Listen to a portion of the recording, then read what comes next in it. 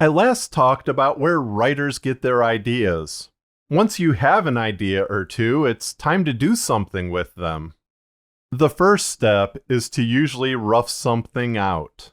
I have no set process at this point, other than what a particular story might need. If a story is more about a mood or a theme, I don't even rough anything out. I just sit down and begin writing even if I don't have an ending in mind. That discovery process builds up into a story. But with something like the next Not About Lumberjacks story, Rockbiters, I really needed to know where I was going. Rockbiters is my first science fiction story, so I can't pull from reality. I not only needed the usual characters, but I needed to know different races, creatures, ships, and planets.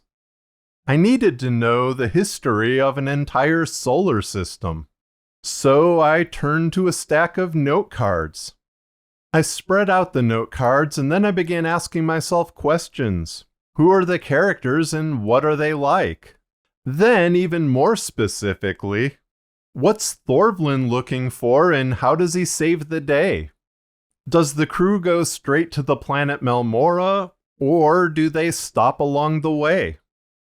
How long does it take to get around this solar system? I initially thought Arades was going to be its own planet, but it serves the story better being a moon. Once I feel familiar enough with the story, its people, and all the places, I usually begin writing.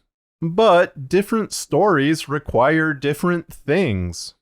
A mystery might mean researching procedures and laws, and stories set locally still might find me in Google double-checking that cross streets mentioned in passing are accurate. And even though my fiction podcast is called Not About Lumberjacks, every November's anniversary story has me researching all kinds of weird things.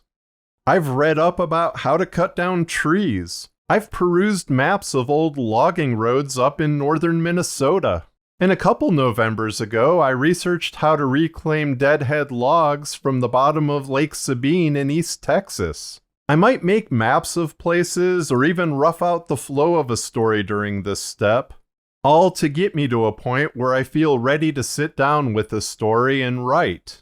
We'll get to that next time.